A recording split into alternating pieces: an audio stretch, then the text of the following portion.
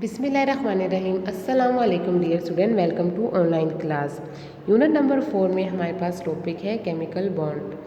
Attractive forces which keep the atom together in a substances is called bond. तो हमारे पास जितनी भी universe में चीज़ें होती हैं, मटेरियल होती हैं, वो ज़्यादातर क्या है, कंबाइंड स्टेट में होती हैं। कंबाइंड स्टेट में का मतलब ये होता है कि वो दूसरे एटम के साथ मिली होती हैं, फ्री स्टेट में नहीं होती, अकेली नहीं होती। एक्सेप्ट हमारे पास जो नोबल गैसेस हैं, जो ग्रुप 8 होते हैं, उसके अलावा जितने भी एलिमेंट और कंपाउंड होते हैं वो क्या होते हैं कि बनते हैं, they are form by the combination of atom. वो एटम एक दूसरे के साथ रिएक्शन करके कंपाउंड और मॉलिक्यूल बनाते हैं। जबकि हमारे पास नोबल गैसेस क्या होती हैं, वो फ्री स्टेट में ज़्यादातर रहती हैं, वो केमिकल रिएक्शन नहीं करती। अब मॉलिक्यूल हमारे पास क्या होते हैं, जैसे यूनिट 1 में हमने पढ़ा था कि मॉलिक्यूल बनते क्या है, बाय द कम्बिनेशन ऑफ 2 और मोर देन 2 एटम्स। तो मॉलिक्यूल हमारे पास सेम एलिमेंट के भी होते हैं और डिफरेंट एलिमेंट के भी होते हैं। जब हमारे पास सेम एलिमेंट के मॉलिक्यूल बनते हैं, जैसे कि हाइड्रोजन, तो हमारे पास कुछ एलिमेंट क्या होते हैं, सेम एलिमेंट के बने होते हैं, मॉलिक्यूल सेम एलिमेंट के बने होते हैं। फॉर एग्जांपल हाइड्रोजन गैस और ओजोन।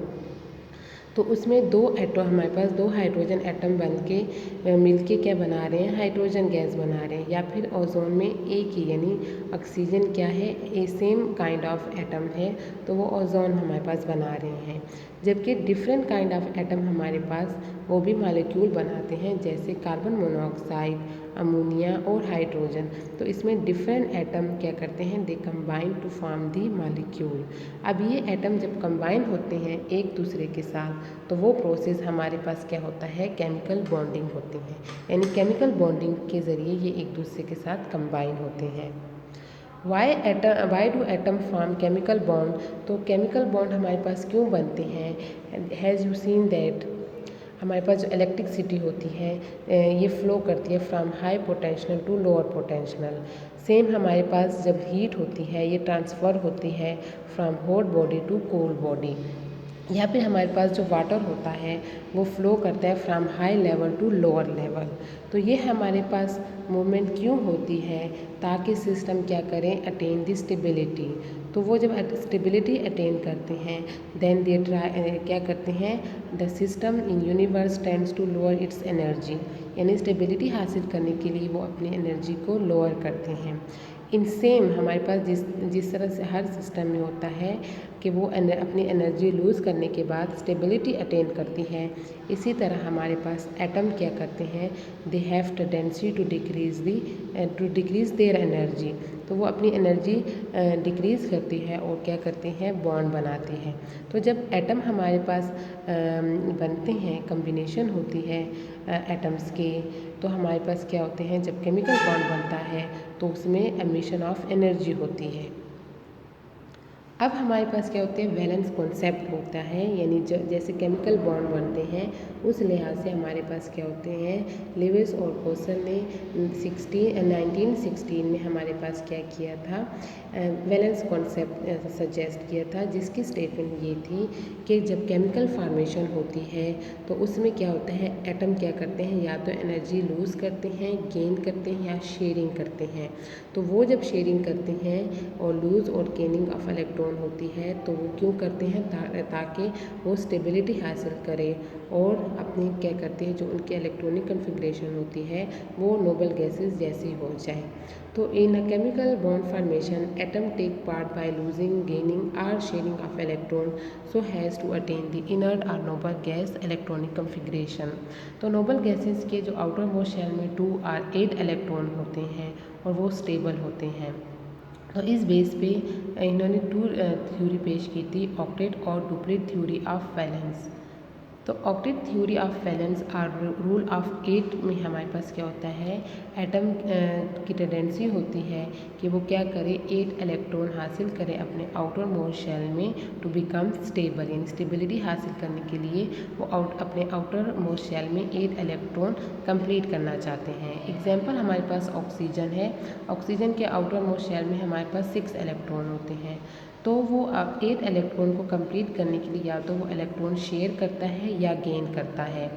तो शेयरिंग और गेनिंग से वो क्या करता है, स्टेबिलिटी हासिल करता है। अब देखें दो हमारे पास ऑक्सीजन एटम क्या है, वो कंबाइन करके ऑक्सीजन गैस बना रहे हैं। तो हमारे पास जो एटम होते हैं वो क्या होते हैं, स्टेबल नहीं होते। जब गैस हमारे पास बनती है ऑक्सीजन गैस, तो क्या हो जाते हैं, स्टेबल हो जाते हैं। तो स्टेबिलिटी हासिल करने के लिए और हमारे पास जो नोबल गैसेस के इलेक्ट्रॉनिक कॉन्फ़िगरेशन हासिल करने के लिए क्या करते हैं, रिएक्शन करते हैं और अपने आउटर मोस्ट शेल में 8 इलेक्ट्रॉन को कंप्लीट करना चाहते हैं। डुप्लेट रूल में हमारे पास क्या होते हैं, 2 रोल, यानी हमारे पास ये क्या होता है, रूल ऑफ 2 में क्या होता है, tendency of atom to attain 2 electron in their outermost shell in order to attain the stability. अब हीलियम में हमारे पास क्या होते हैं, 2 इलेक्ट्रॉन होते हैं इसके आउटर मोस्ट शेल में और वो स्टेबल होता है। तो सेम हमारे पास जब हाइड्रोजन होता है वो हीलियम जैसी स्टेबिलिटी हासिल करने के लिए और उसके इलेक्ट्रॉनिक कॉन्फ़िगरेशन हासिल करने के लिए क्या करता है, इलेक्ट्रॉन लेता है या फिर शेयरिंग करता है। तो इस तरह हमारे पास या फिर वो गेन, हमारे पास ऑक्सीजन वो लेता है, हमारे पास हाइड्रोजन क्या करता है, इलेक्ट्रॉन लेता है या फिर वो शेयरिंग करेगा ताकि वो हीलियम जैसे इलेक्ट्रॉनिक कॉन्फ़िगरेशन हासिल करें।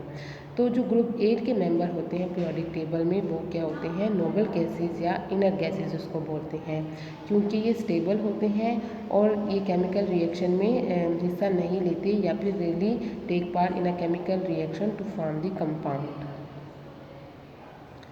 देखिए हमारे पास हीलियम है, नियॉन है, ऑर्गॉन और कैप्टॉन, ये हमारे पास नोबल गैसेस मेंबर है और इनके आउटर मोस्ट शेल क्या होते हैं, 8 इलेक्ट्रॉन होते हैं एक्सेप्ट हीलियम। हीलियम में 2 इलेक्ट्रॉन होते हैं। ये स्टेबल होते हैं, ये इलेक्ट्रॉन देते और लेते नहीं है, ना ये शेयरिंग करते हैं। तो हमारे पास पीरियोडिक टेबल में जितने भी एलिमेंट हैं वो क्या करते हैं, नोबल गैसेस की इलेक्ट्रॉनिक कॉन्फ़िगरेशन हासिल करने के लिए एक दूसरे के साथ कम्बिनेशन करते हैं। तो उस कम्बिनेशन के प्रोसेस में हमारे पास क्या बनते हैं, केमिकल बॉन्ड बनते हैं।